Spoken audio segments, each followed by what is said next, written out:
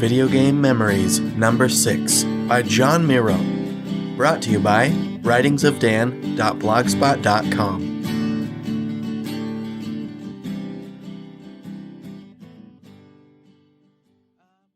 It's kind of odd that I'm a science fiction and fantasy writer, an IT pro, and yeah, sure, world-class geek, but not a gamer.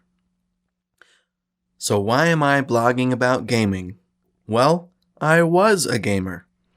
It showed up in my life at exactly the right time, my most formative years, right at the end of high school and my first year of university, and it has informed my life ever since. My big games, now don't laugh, were Doom, Command & Conquer, and, the memories, Duke Nuke'em. When I started university, a friend of mine got me my first gig in networking.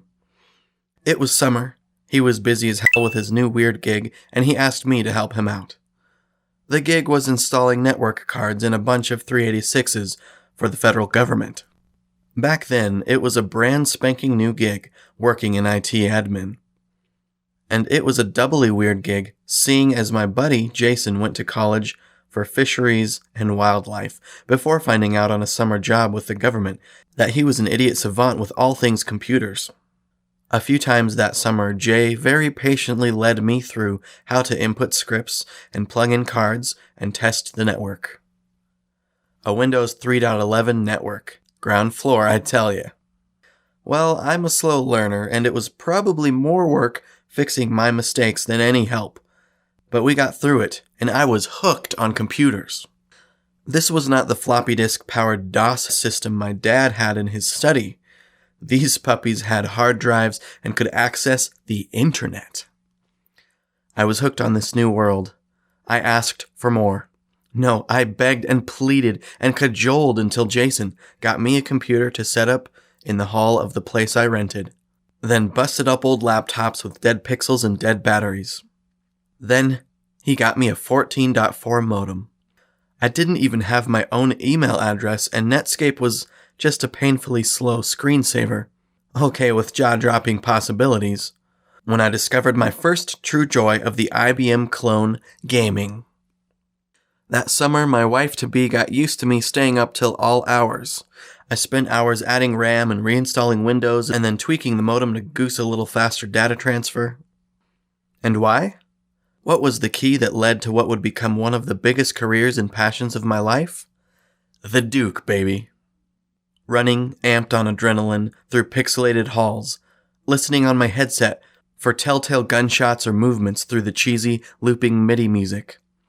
Watching the bottom of my screen for taunts and chatters as Jay moved in for the kill, or swore his head off after I got the drop on him first. Of course, the Duke got all the best lines. Damn, those alien bastards are gonna pay for shooting up my ride. You're an inspiration for birth control.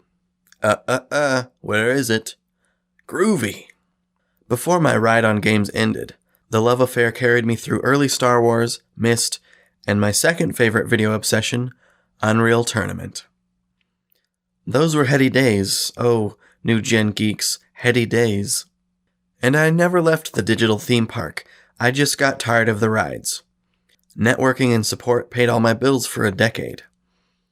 My first ongoing blog followed the beginning of the smartphone and mobile tech revolutions, and of course, I'm as wired as ever today. Twitter and very real online friendships and one other thing, a dedication to my writing, have replaced the need and buzz I got off of gaming. Because it wasn't the game aspect, not the puzzle or challenge of those first crude titles that hooked me.